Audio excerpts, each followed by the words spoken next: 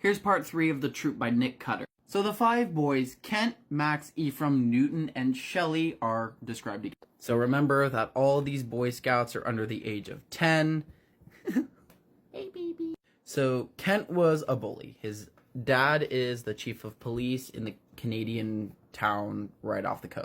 Kent was a bit of a butthole. He was a bully, liked to use his fist. He thought he was a leader of a group, and he made himself in charge of everything. He was condescending, and he was rude to adults. Max and Ephraim have been friends since they were kids. They knew each other growing up. Ephraim was hot-headed, quick to anger, like, say something wrong and immediately he's throwing fists. He was very tough to deal with growing up. His dad was in and out of prison, so he struggled with maintaining a healthy relationship within his family. Max is the complete opposite. He's very chill, he's very humbled and smart, and he took care of Ephraim like he was his own brother.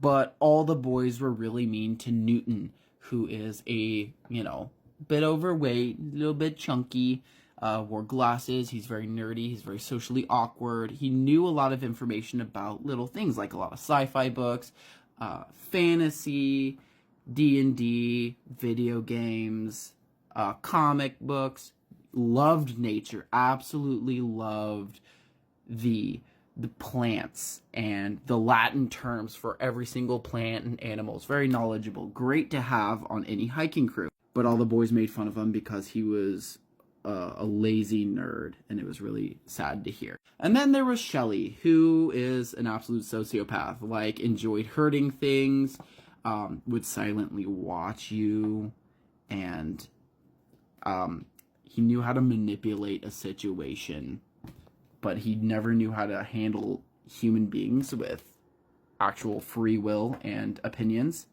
but he would just watch ya.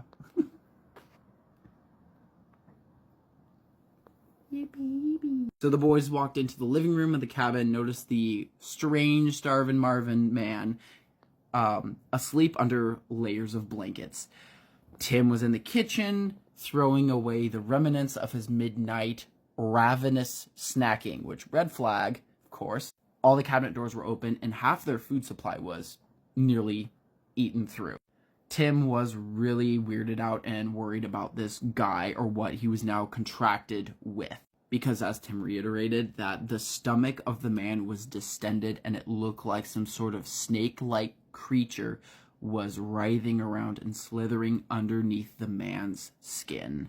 But he had no idea what it was, or if it's gonna hurt them, and he now had no way of contacting the outside world, since the boys were not allowed to bring their cell phones. They had no service. Their emergency radio was now busted. Now they were in a bit of a pickle. As the man was passed out during the night and the boys were still in their room, Tim went back out to check out the boat that the man came in on. And the spark plugs on the engine were gone. So couldn't start the motor, couldn't start the boat. What are they going to do now? They were now stranded in the middle of an incoming storm on the coast of Canada.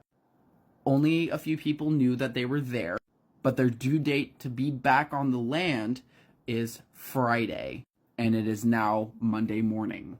So the boys were standing around and asking Tim all these questions like, oh, who was the man? What happened? Where'd our food go? What's going on? How can we get off the island? What about the boat? Where are the spark plugs? Where's the radio? What can we do? We're scared, Tim. And Tim's just like, yeah, listen, spark plugs are gone. What we can do is I need you guys to leave me alone for a little bit. I need to figure this out. I need you guys to be away from the cabin so this man doesn't infect you too, because we're not sure what he has. And you're here to complete missions anyway.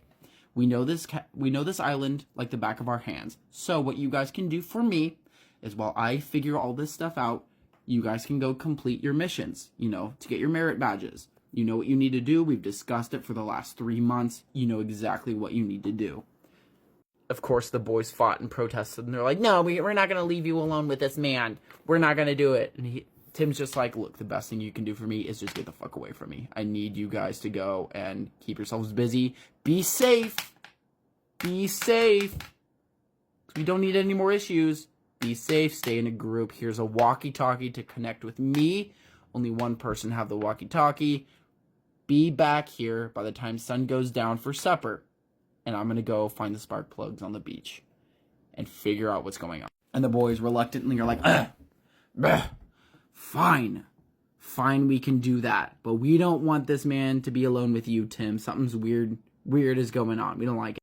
But they reluctantly went. They went on their mission. And Tim at this point started feeling really sick and weird. And his mouth started tasting oddly sweet, like decay and ketosis. Girl dinner. Look at the legs splayed. Look at the beans. Look at the baby. And Tim started to feel insatiably hungry.